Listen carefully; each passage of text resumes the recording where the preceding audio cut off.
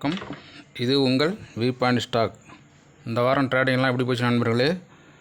நல்லா ப்ராஃபிட்டில் தான் இருப்பேன்னு நம்புகிறேன்.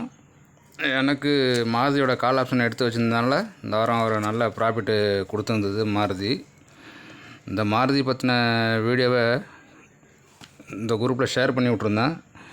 அதாவது 12,210 12,260 லெவலில் தாண்டிட்டோம்னாக்கா மாருதி 13,000 வரலையும் போகிறதுக்கு வாய்ப்பு இருக்குன்னு சொல்லி வீடியோ போட்டு விட்ருந்தேன். அந்த வீடியோ பார்த்துருந்தீங்கன்னாக்கா நல்லா இருந்திருக்கும். அதேமாதிரி சொன்னது மாதிரி 12,260 மேலே பிரேக் அவுட் கொடுத்துட்டு 13,300 வரலையும் போய்ட்டு கிட்டத்தட்ட ஒரு 1,200 பாயிண்ட் ரேலி கொடுத்தோம். பெரிய ரேலியாக கொடுத்து விட்ருந்தோம்.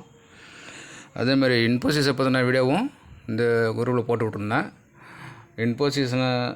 இன்ஃபோசிஸுக்காக நான் கால் ஆப்ஷன் மறுபடியும் எடுத்து வச்சுருக்கேன். ப்ராஃபிட்டில் தான் இருக்குது. அதுமாதிரி இந்த வாரத்தில் கொஞ்சம் ஸ்விங் ட்ரேடிங்னு சொல்லிட்டு ஒரு 2-3 ஸ்டாக்கும் கொடுத்துட்ருந்தேன். KRBL, IRFC இதுவும் நல்ல மூமெண்ட்டு கொடுத்துருக்கானுங்க.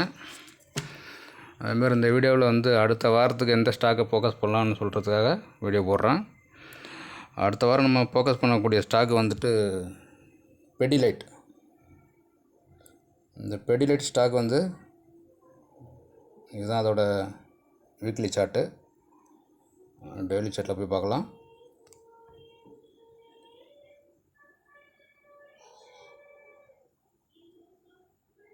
பெடிலைட் 3,205க்கு மேலே ட்ரேடிங் பண்ண போச்சுனாக்கா ஒரு நல்ல பிரேக் அவுட்டாக இருக்கலாம்.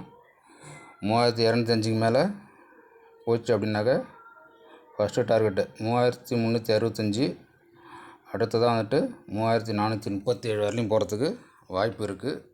அதனால் இந்த பெடிலைட் ஸ்டாக்கை எல்லோரும் ஃபோக்கஸ் பண்ணணும்னு கேட்டுக்கிறேன். 3,205 லெவலு இதை தாண்டிட்டான் அப்படின்னாக்கா 3,365 ஃபஸ்ட்டு டார்கெட்டாகவும் 3,437 வரலையும் போகிறதுக்கு வாய்ப்பு இருக்குது நண்பர்களே.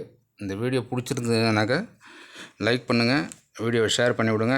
சப்ஸ்கிரைப் பண்ணாதவங்க இந்த சப்ஸ்கிரைப் பண்ணிவிடுங்க. நன்றி நண்பர்களே.